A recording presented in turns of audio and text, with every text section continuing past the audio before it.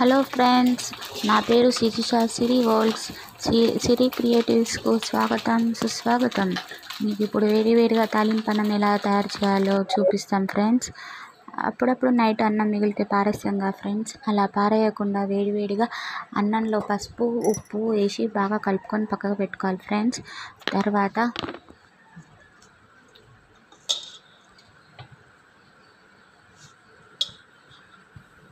ఉల్లిగడ్డలు పచ్చిమిరపకాయలు తీసుకోవాలి ఫ్రెండ్స్.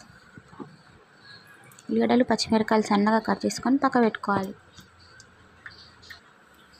ఆయిల్ వేసుకోవాలి ఫ్రెండ్స్.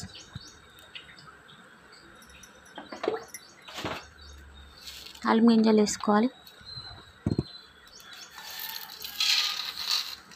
తాలింపు గింజలు ఎండుమిరపకాయలు బాగా వేసుకొని కలుపుకొని పక్క వేయించుకోవాలి ఫ్రెండ్స్.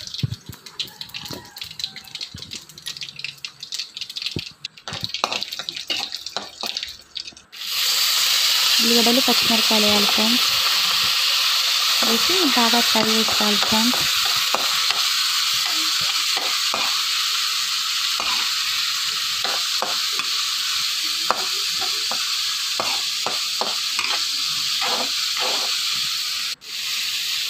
పసుపు ఉప్పు వేసి మళ్ళీ కలుపుకోవాలి ఫ్రెండ్స్.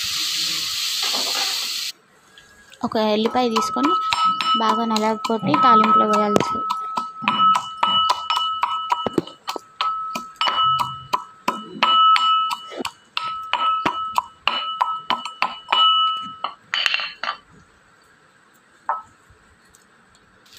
తాలింపులో వేసి అన్నం వేసి కలుపుకోవాలి ఫ్రెండ్స్. అంతే, వేడివేడిగా ఎంతో టేస్టీగా ఉన్న తాలింపు అన్నం రెడీ.